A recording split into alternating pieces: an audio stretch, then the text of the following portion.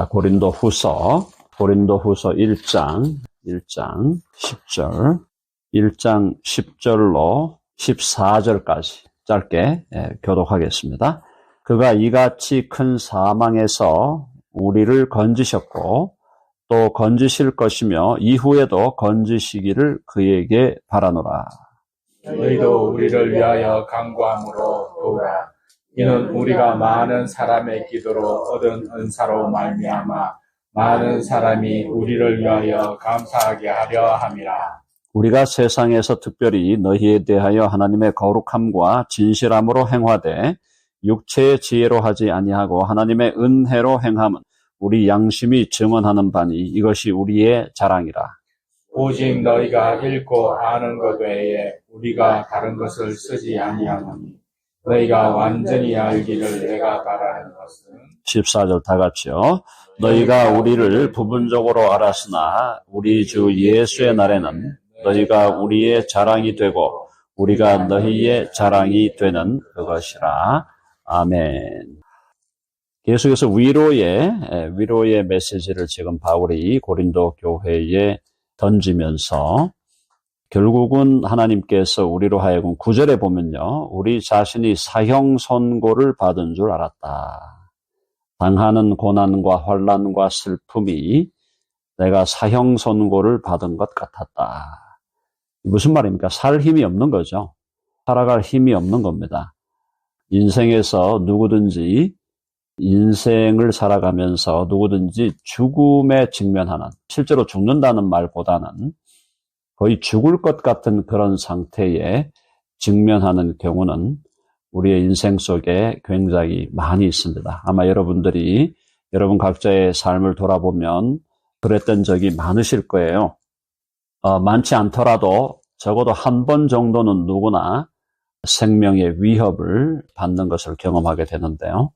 저도 개인적으로 물론 심각한 것은 아니었지만은 나이 40살 때 그때 위암에 걸려서 그것으로 인해서 이제 위장을 80% 잘라내는 그런 수술을 하게 됐는데 저뿐만 아니라 이 자리에 모이신 모든 우리 성도님들 그리고 정말 믿음 안에서 신앙생활을 하는 모든 그리스도인들이 사실은 어떻게 그들의 삶 속에서 죽음을 경험합니다. 그죠? 죽음을 직면하고 이거 죽는 거 아닌가? 아니면 죽진 않겠지만 죽을 만큼 힘든 상황을 다 경험하게 되는데 자, 그런 게 왜 오는가? 그때는 이제 그 상황에 대해서 이건 그저 슬프고 그저 아프고 그저 고통스러운 것이다 라는 정도로 처음엔 우리가 접하게 되는데 결국 하나님께서 그런 일을 허락하시는 이유가 뭡니까? 거기 9절에 보니까 우리로 자기를 의지하지 말고 오직 죽은 자를 다시 살리시는 하나님만 의지하게 하심이라. 우리가 인생을 살아가는 최고의 왕도, 인생의 왕도가 있다면, 인생을 살아가는 왕의 길이 있다면 그것은 하나님을 의지하는 것이죠. 그래서 하나님을 의지하는 자가 진실로 지혜로운 자다.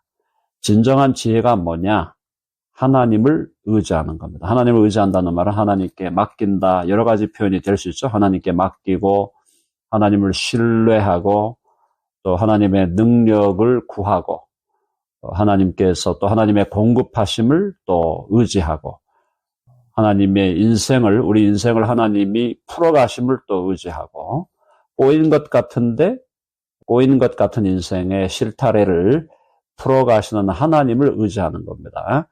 그래서 하나님을 의지하는 것이 지혜고 그것이 우리 인생의 왕도다라는 걸 지금 바울이 9절에서 이야기하면서 10절에 보니까 그가 이같이 큰 사망에서 우리를 건지셨고 큰 사망 정말 바울도 이거 뭐 죽는 거 아닌가 거의 죽음에 이르는 순간이라고 할 수 있을 정도의 그런 어려움에 직면했는데 큰 사망에서 우리를 건지셨고 또 건지실 것이며 확신하는 거죠.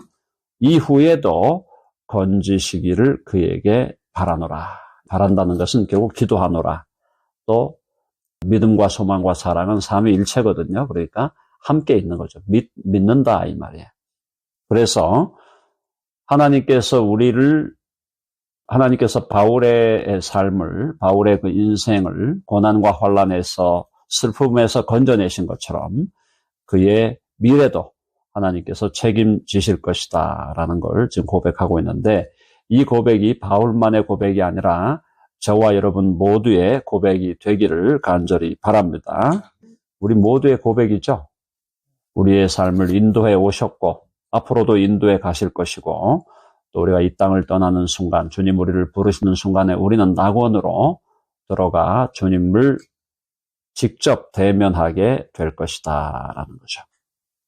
자, 그 다음에 그러면서도 11절에 보니까 바울은 기도해달라는 요청을 합니다. 기도해달라. 자, 너희도 우리를 위하여 간구함으로 도우라. 그죠? 기도로 도와달라. 기도로 도와달라는 것은 하나님이 다 아시지만 우리가 기도를 모은다는 것은 우리의 마음을 모으는 거죠. 우리의 마음을 모으고 생각을 모으고 또 하나님께서 계속하여 일하시기를 요청하고 하는 것인데, 우리를 위하여 간구함으로 도우라. 기도를 모은다는 게 너무너무 중요하죠. 함께 기도한다는 거, 합심하여 기도한다. 또 마음을 모아 기도한다. 이게 너무너무 중요한 거죠. 서로의 마음을 모은다는 것은 서로 하나가 되는 것이고, 또 함께 기도한다는 것은 서로가 지체가 되었다는 것이고요. 그래서 기도할 때 우리가 기도 제목을 올리면서 함께 기도하는 그런 기도는 주께서 더 기쁨으로 들으신다. 우리의 합심 기도, 개인 기도도 좋지만 합심 기도가 또 특별히 주님께 연락되는 것은 그렇잖아요. 우리도 부모 입장에서 자식을 길러보신 분들은 자식들이 합심해서 부모에게 구하면 자식들 마음이 하나가 됐다 그러면은 거부하기 어렵습니다. 부모가 거절하기 쉽지 않아요. 그죠? 자식들이 합심해서 구하는데 그걸 부모가 거절하기 어렵단 말이죠. 똑같은 겁니다. 하나님도 그냥 개인적으로 1대1로 구하는 것도 하나님이 들으시지만은 합심하여 기도할 때 식구가 다 지금 자녀들이 다 합심해서 기도하니까 그걸 하나님 아버지께서 들어주지 않으시기 어렵다는 얘기입니다. 무슨 말인지 이해되시죠? 네, 그래서 교회는 항상 기도하는 공동체, 기도하는 개인이 아니라 개인의 기도도 중요하죠. 개인의 기도 중요하고 개인적으로도 기도해야 되고 해야 됩니다. 근데 합심해서 기도해야 돼요. 합심해서. 공동체가 합심해서 기도할 때 그것이 힘이 있고 역사하는 능력이 있는 겁니다. 왜? 하나님이 안 들어주기 어렵다는 얘기예요. 그래서 너희라는 것은 복수잖아요. 고린도 교회 공동체에게 얘기하는 거잖아요. 고린도 교회 공동체, 너희도 우리를 위하여 간구함으로 도우라. 특별히 합심으로 기도해서 도와달라는 겁니다. 이는 우리가 많은 사람의 기도로, 그죠? 많은 사람, 이것도 많은 사람, 공동체죠? 공동체. 많은 사람의 기도로 얻은 은사로, 많은 사람이 하나님께 기도하니까 하나님께서 은사를 주셨다. 이 은사라는 게 방언 이거 아니고, 이 은사라는 것은 은혜예요, 은혜. 하나님의 은혜로운 선물을 주셨다. 그래서 시시각각 우리는 은혜가 필요하잖아요. 그죠?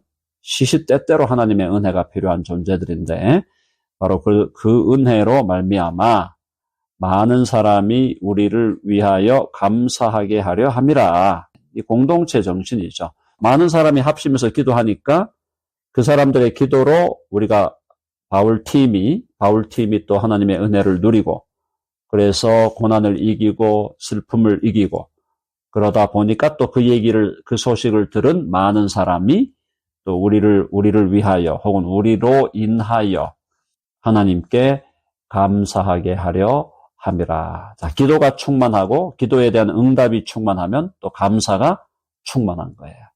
그래서 우리가 합심으로 기도해야 돼요.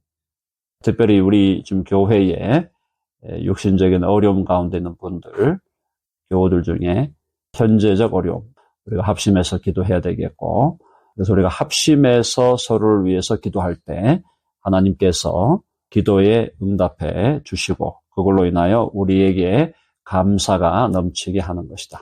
감사가 넘칠 때 행복한 겁니다. 아멘 하시죠? 아멘. 네, 한번 해봅시다. 감사는 감사는 행복이다. 행복이다. 하나님 왜 우리 보고 자꾸 감사하라 할까요? 감사를 하나님이 받고 싶어서 하는 게 아니에요. 많은 분들은 범사에 감사하라 그러니까 하나님이 무슨 감사에 굶주렸나? 하나님이 무슨 감사에 굶주려 가지고 우리 보고 계속 감사하라고 하나? 그게 아니에요. 그렇게 착각하는 분들이 많더라고요. 그게 아니고 우리 보고 감사하라는 것은 감사할 제목을 발견하여 감사할 때 우리가 행복해지는 거예요. 그러니까 감사하라. 똑같은 겁니다. 자녀가 부모의 은혜를 깨닫고 부모에게 감사할 때 자녀가 행복한 거예요. 사실은 신앙의 원리라는 것은 너무나 간단한데 신앙의 원리가 너무너무 간단한데도 이게 잘 정리가 안 된단 말이죠. 왜 그럴까요? 인간의 죄성이 그만큼 강하다 이 말이에요. 내 안에 있는 이 죄가 강력한 세력으로 남아 있잖아요. 그 현실을 모르고 또 그렇게 또 함부로 하는 분들도 있죠. 마치 죄가 다 사라진 것처럼. 내가 지금 오늘날 나와 내 현실 속에서 죄와 싸움이 없는 것처럼. 착각하는 거죠. 믿음이 자랄수록 내 안에 있는 죄와 싸우는 나의 모습을 더 짙게 발견하는 거예요. 아, 내가 왜 이렇게 부족한가? 내가 아직도 하나님 앞에 참 너무 연약하구나. 아, 이렇게 내가 쉽게 유혹에 넘어가는구나. 이런 것들을 더 짙게 발견하는 것이 성화의 과정이에요. 마치 나는 죄하고는 상관없는 것처럼, 마치 나하고 나는 죄는 다 이미 극복한 것처럼 이렇게 착각하는 분들이 있는데 좀 심하게 말하면 기독교 신앙을 모르는 사람들이에요. 모르는 사람들. 그래서 너희도 우리를 위하여 간구함으로 도우라. 이는 우리가 많은 사람의 기도로 얻은 은사로 말미암아 많은 사람이 우리를 위하여 감사하게 하려 함이라. 합심으로 기도하고 그 기도에 대해 응답이 있고 또 그 기도로 인하여 우리는 감사하는 공동체 대한민국 도림교회가 되기를 바랍니다. 자, 이제 그 다음에 11절까지 이제 하나님의 위로와 구원과 감사에 대해서 말씀한 다음에 12절부터는 약간의 그 개인 사정 이런 걸 조금 드러내면서 교회에 교훈들을 주고 있습니다. 자, 12절 보니까요. 우리는 바울팀입니다. 바울팀, 선교팀. 우리가 세상에서 특별히 너희에 대하여 하나님의 거룩함과 진실함으로 행하되. 이게 이제 바울팀이 고린도 교회를 대할 때 거룩함과 진실함으로 행했다. 내가 너희들에게 뭘 속이거나 내가 너희들을 탈취하거나 그렇게 하지 않았다는 거죠. 바울과 바울팀이 고린도 교회에 있는 성도들을 대할 때 거룩함으로 대했고 또 진실함으로 대했다라는 거고요. 육체의 지혜로 하지 않았다. 육체의 지혜는 뭡니까? 인간적인 술수를 쓰지 않았다. 교회를 이제 제가 여러 교회들을 방문하는데 어떤 교회에 가보면 목회자들이 인간적 술수를 쓰는 분들이 있어요. 그런 분들 보면 참 안타깝고 답답합니다. 인간적인 술수를 써가지고 그렇게 하면 하나님의 교회가 되겠습니까? 가장 중요한 것이 교회 지도자들이 목회자들이 정말 진실하고 거룩해야 되는데 완벽하라는 게 아니죠.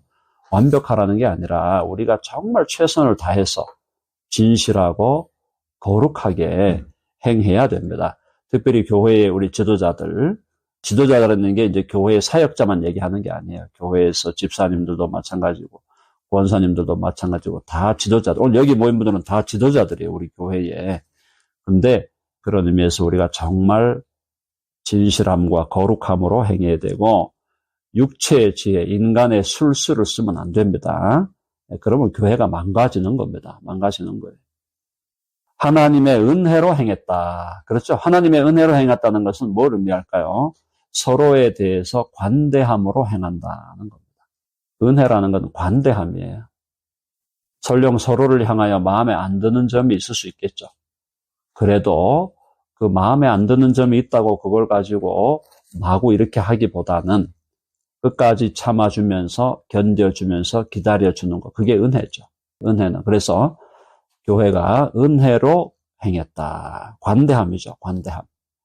이게 물론 쉽지는 않습니다만은. 자, 하나님의 은혜로 행함은 우리의 양심이 증언하는 바다. 자, 나는 뭐예요? 바울이 뭐예요? 바울과 바울팀 내 양심이 깨끗하다. 내 양심으로 볼 때 나는 거리낌이 없다라는 겁니다. 그러니까 우리가 신앙의 원리, 신앙적인 삶의 원리는 최소한이라도 양심에 거리낌이 없어야 됩니다. 자, 완전할 수 없어요. 그러니까 하나님께서 우리에게 완전을 요구하지 않지만은 그럼에도 불구하고 최소한의 기준이 있다면 양심에 거리낌이 없어야 돼요. 그래서 우리 양심이 증언하는 바니 이것이 우리의 자랑이라. 바울이 자랑을 하고 있습니다. 이 자랑은 주 안에서 자랑하는 거죠.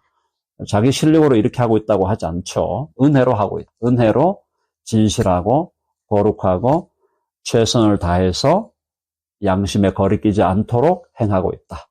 그걸 나는 자랑한다. 이건 주님 안에서의 자랑이에요.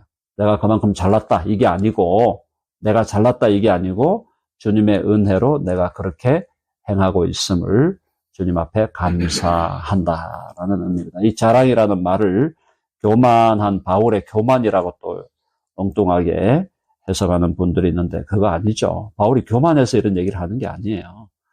그렇게 내가 행하고 정말 진실하고 거룩하게 행하게 된 것이 하나님의 은혜로 된 것이다.